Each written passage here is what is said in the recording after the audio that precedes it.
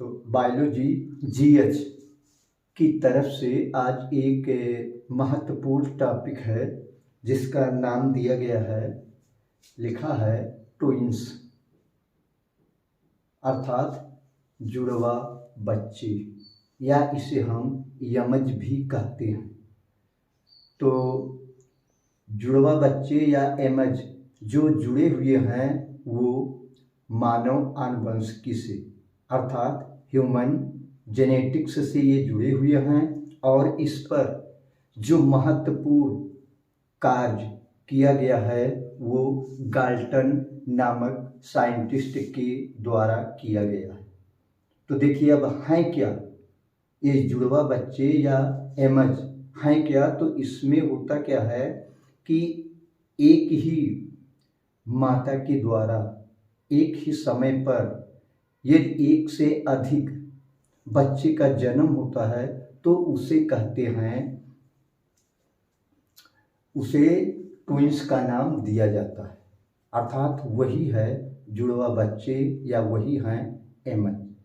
तो यहाँ पर जो है सबसे पहले हम समझने की कोशिश करेंगे कि साधारण जो जनरल बच्चे का जन्म होता है वो कैसे होता है, उसके बाद हम जो है यमज के विषय में समझेंगे। तो देखिएगा जो साधारण बच्चे का जन्म होता है वो बताया जा चुका है, पहले ही आपको हम बता चुके हैं, लेकिन एक बार फिर आज सुन लीजिए। उसमें होता क्या है, जो फीमेल होती है उसका सेक्स आर्गन जो होता है वो बताया जा चुका है ओवरीज है, और जो मेल होते हैं उनके मेन सेक्स आर्गन जो होते हैं वो हैं टेस्टिस। तो टेस्टिस में निर्माण होता है स्पर्म का, अर्थात मेल गैमेट क्या हुआ स्पर्म, जबकि ओवरीज में निर्माण होता है ओवा का।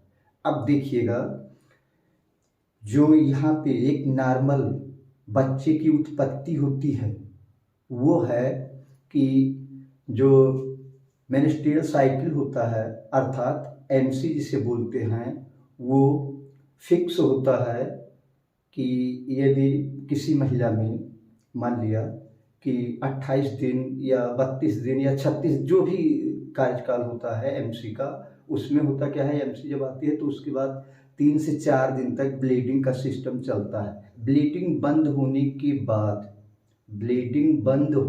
के बाद 12, 14, 16 दिन भी, अब जैसे एमसी का जो साइकिल है इसका 28 दिन, 30 दिन, 36 दिन, 34 दिन जो भी है उसके अनुसार 12 दिन, 14 दिन या 16 दिन, इतने समय के बाद ओवरी से ओवा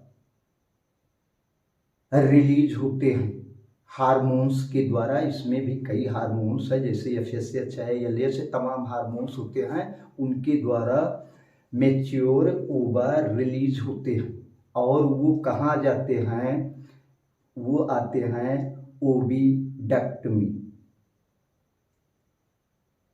अब ओविडक्ट में होता क्या है कि इंटरकोर्स के दौरान मेल का जो स्पर्म होता है वो भी ओविडक्ट में पहुंच जाता है। अब यहाँ पे देखिएगा जो ओवरी से जो ओवा आए हैं उनकी संख्या अनिश्चित है, अर्थात वो कई हजार या कई लाख या कई करोड़ में भी हो सकते हैं। ठीक वही कंडीशन स्पर्म का है, स्पर्म की भी संख्या बहुत होती है, लेकिन एक ही स्पर्म एक ओवा के साथ मिलता है और वहाँ पे जो यानी घटना होती है उसे कहते हैं फर्टिलाइजेशन। अब फर्टिलाइजेशन की यदि सफलतापूर्वक घटना हो चुकी है तो उसके बाद आगे की जो अवस्था होती है वो होता है कि वो कुछ समय के बाद ट्रांसफ़र हो जाता है जो जाइगोट बना वहाँ पे, वो जाइगोट कुछ समय बाद ट्रांसफ़र हो जाएगा यूट्रस में, और यूट्रस में वो सारी प्रक्रियाएं संपन्न होंगी जो एक शिशु के जन्म के लिए आवश्यक होते हैं। देखिए ये नॉर्मल कंडीशन है। अब हम यमज के बारे में देखेंगे कि यमज की स्थिति क्या होती है। तो देखिएगा 3 प्रकार के यमजों को बताया गया है, जिसमें से पहला यमज है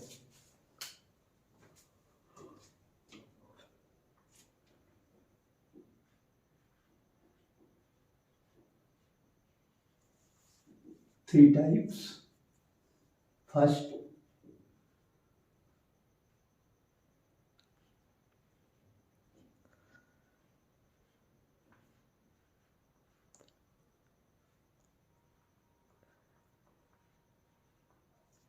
ये है हमारा fraternal twins.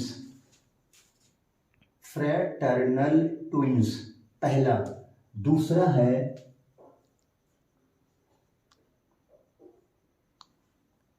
Identical twins.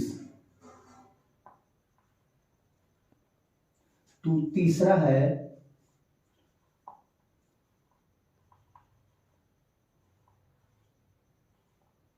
Siamese twins.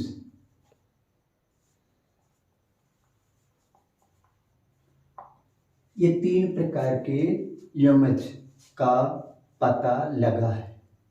अब देखिएगा ये जो 3 प्रकार के यमज हैं उनमें हम जो है पहले नंबर 1 पे आ रहे हैं फ्रैटर्नल ट्विंस जो है। फ्रैटर्नल ट्विंस को जो है कहा जाता है भ्रातृय यमज। भ्रातृय यमज भी इसे कह सकते हैं, और इसको एक नाम से और हम कह सकते हैं जो है डाइजाइगोटिक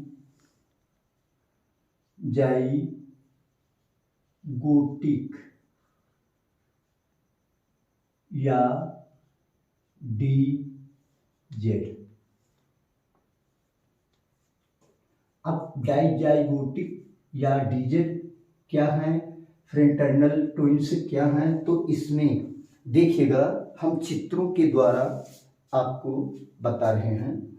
इसमें होता क्या है कि जो नॉर्मल कंडीशन अभी हम आपके सामने प्रस्तुत किए हैं, ठीक वही कंडीशन यहाँ पर है, लेकिन अंतर कहाँ पे है, उस ओविडक्ट में अंतर होता है, स्पर्म के पहुँचने का अंतर होता है, और ओवा होता यहाँ पे क्या है कि हमेशा एक ही स्पर्म एक ही ओवा को फर्टिलाइज्ड करता है, और ये प्रक्रिया जो है संपन्न हो जाती है। लेकिन यहाँ पर 2 अलग अलग स्पर्म 2 अलग अलग ओवा को फर्टिलाइज्ड करेंगे। अब देखिएगा 2 अलग अलग ओवा को 2 अलग अलग स्पर्म एक साथ फर्टिलाइज्ड कर देंगे, और ये क्रिया संपन्न हो जाएगी फर्टिलाइजेशन की। अब यहाँ पे अभी जैसे सिंगल हुआ था, ठीक वैसे यहाँ डबल हो रहा है।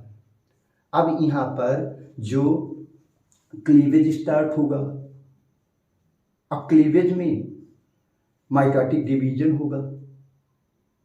माइटोटिक डिवीजन का मतलब सेल डिवीजन, यानी कि शरीर के आकार में वृद्धि। तो फिर यहाँ पे देखिएगा जो कंडीशन है वो इस तरीके से है, जैसे यह है मेल गैमिट।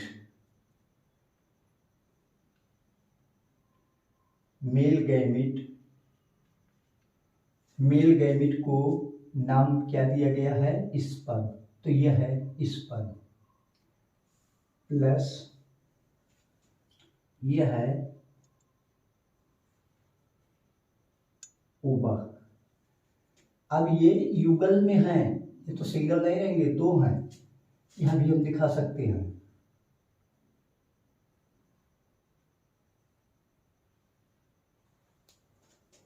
दोनों आपस में फ्यूज किए।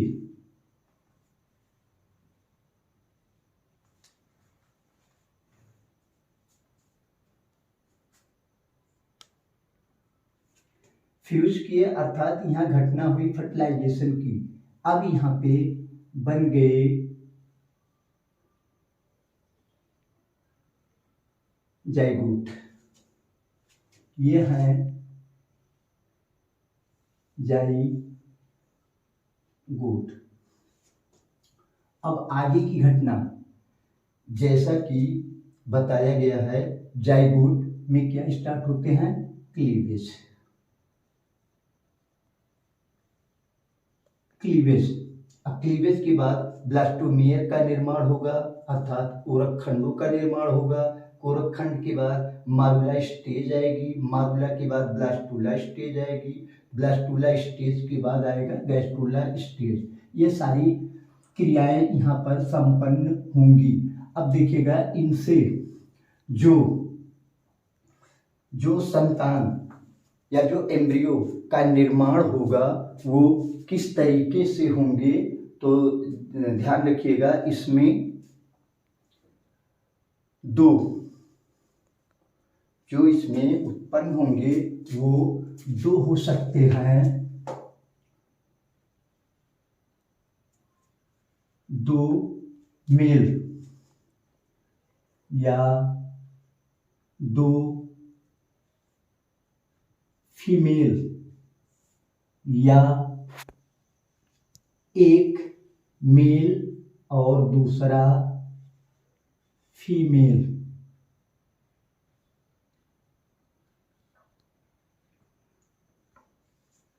इस यमज का ये कंडीशन हो सकता है, चाहे दोनों मेल हो सकते हैं, चाहे दोनों फीमेल हो सकते हैं, चाहे दोनों एक मेल हो दूसरा फीमेल हो। अब देखिएगा इनके चूंकि ये एक साथ उत्पन्न हुए हैं तो अब इनके जेनेटिक में क्या डिफरेंस आता है, बिल्कुल डिफरेंस होते हैं। ये डिफरेंस होते हैं जैसे कि एक दो सगे भाई या दो सगे बहनें होती हैं, ठीक उसी तरीके से इनमें भी अंतर होता है और वह अंतर सभी चीज़ों में हो सकते हैं, अर्थात रंग में हो सकते हैं या उसके आप बुद्धि को लीजिए, जो भी चीज़ें आप लीजिए सब में कुछ ना कुछ डिफरेंस आ जाएंगी।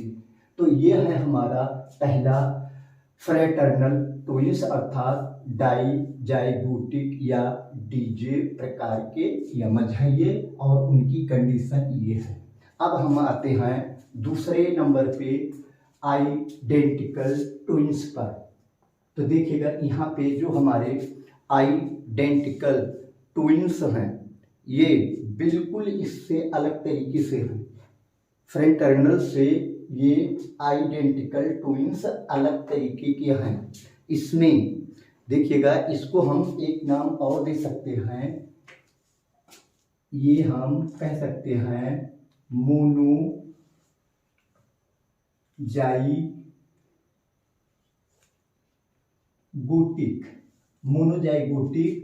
और एमजेड,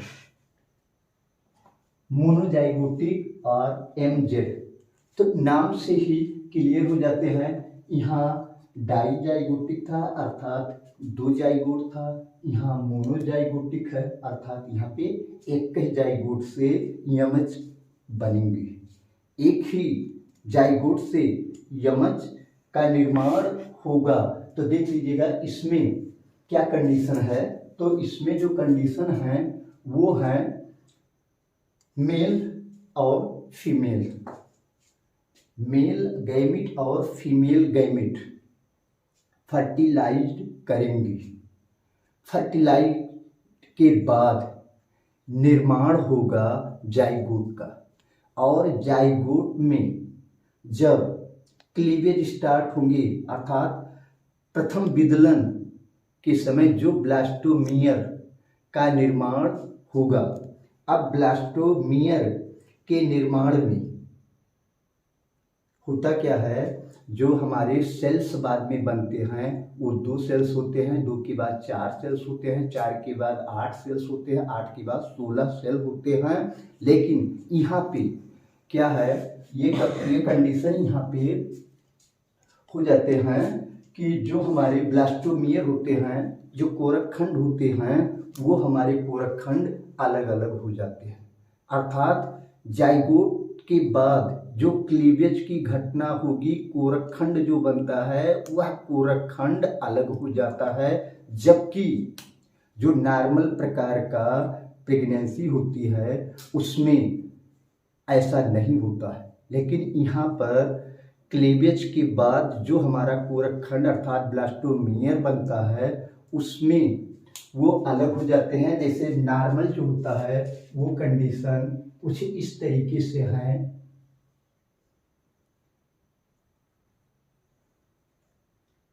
ये कंडीशन रहते हैं नॉर्मल में, लेकिन यहाँ पे क्या हो जाएंगे, ये दोनों अलग अलग हो जाएंगे।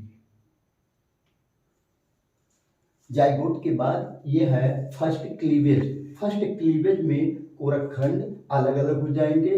अब ये अलग अलग होकर वो सारी प्रवस्थाएं संपन्न करेंगे, अर्थात मारुला, ब्लास्टूला, गैस्टूला, वो सारी अवस्थाएं ये करेंगे। और इसमें जो देखिएगा, इसमें जो यमज का निर्माण होगा वो एमज जो है लगभग जेनेटिकली इक्वल होंगी, क्योंकि मोनोजाइगोटिक, अर्थात इनके जो जेनेटिक्स कैरेक्टर्स होंगे वो लगभग एक जैसे ही होंगे। तो इसे इसीलिए नाम दिया गया है आइडेंटिकल ट्विंस, अर्थात मोनोजाइगोटिक या एमजेड। यहाँ पे देखिएगा, इसमें एक ही स्पर्म प्लस एक ही ओवा निर्माण कर दिया गया है जाइगोट का। यहाँ फर्टिलाइजेशन,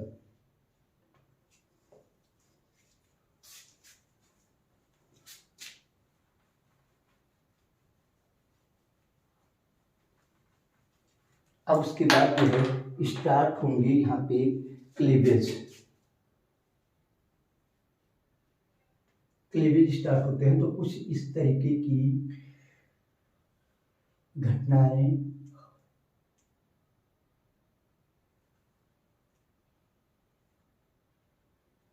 ये है ब्लास्टोमियर अर्थात कोरक खंड। अब होता क्या है, ये दोनों सामान्य में नहीं अलग होंगे। यहाँ 2 सेल है, आपकी 4 सेल की अवस्था ये बनेगी, लेकिन यहाँ पर देखिएगा, यहाँ पर ये दोनों अलग हो जाएंगे।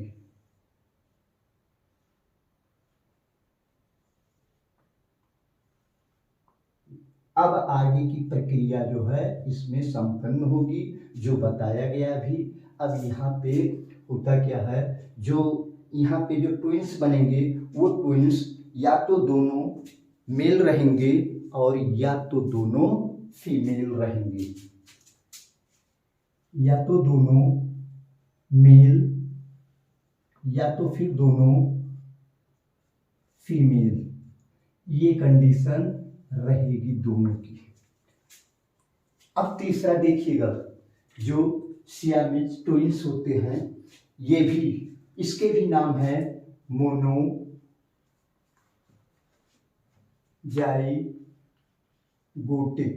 या एमजेड, ये भी है। देख लीजिएगा, इसमें डिफरेंस कहाँ है, इसमें डिफरेंस कहाँ है, यहीं पे डिफरेंस होता है। जो ब्लास्टोमियर का कंडीशन होता है वहीं पे डिफरेंस होता है। यहाँ पर देखिएगा, यहाँ पे सेल्स अलग हो गए हैं, लेकिन इसमें कंडीशन क्या है, ये अलग नहीं होते हैं, फिर भी ये अलग नहीं हो करके फिर भी 2 ट्विंस का ये निर्माण करते हैं। और वो दोनों ट्विंस जो होते हैं वो आपस में शरीर के किसी न किसी अंग से चिपके रहेंगे, जुड़े रहेंगे, और दोनों का जेनेटिकली मटेरियल सेम, कोई डिफरेंस नहीं होगा। और बाद में सर्जरी करते समय देखिए, अब उनका वो डिपेंड करता है शरीर का कौन सा पोर्शन आपस में जुड़ा है, हेड जुड़ा है या उसके पीठ जुड़े हैं या पैर जुड़े हैं, कहाँ पे जुड़े हैं। और ये कभी कभी सफल सर्जरी के द्वारा इनको अलग भी किया जा सकता है, लेकिन बहुत कम ही स्थिति होती है। सर्जरी के दौरान दोनों की मृत्यु हो सकती है।